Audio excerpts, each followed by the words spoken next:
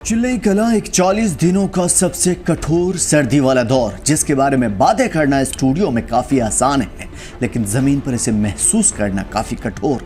ये मौसम बेहद ठंडा होता है और इस दौरान तापमान लगातार बर्फ जमाने वाला होता है। वादियों में पानी के नल तक जम जाते हैं, झीलें जम जाती है और इसकी अवधि आमतौर पे 21 दिसंबर से 31 जनवरी तक रहती है। चिल्ला का मतलब होता है 40 दिन और कला का मतलब होता है बड़ा कठोर।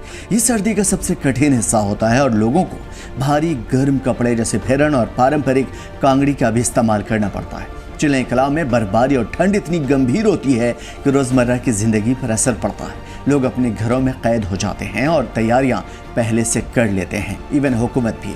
चिल्लई खुर्द चिल्लई कलां के बाद 20 दिनों का एक स्पेल होता है जिसमें चिल्लई खुर्द इसे कहा जाता है और चिल्लई कलां के मुकाबले कम कठोर होता है, लेकिन बाकी रियासतों के मुकाबले में यहाँ फिर भी बहुत ठंड होती है।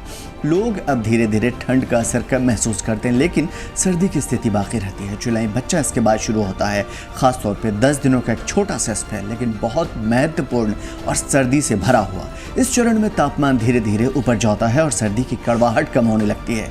इन तीनों चिल्ला का मतलब होता है जम्मू कश्मीर में मौसम, लोक जीवनी यानी जिंदगी, संस्कृति यानी तहजीब और इन तमाम तर चीज़ों पे ख़ास तौर पे रोज़मर्रा पे काफ़ी असर डालता है। केवल मौसम की कठोरता ही नहीं, बल्कि यहाँ के पुराने समय के लोगों की तैयारी, रहन सहन, खान पान, पारंपरिक जीवन शैली और आसपास रहने वाली ज़िंदगी को ये बदल देती है।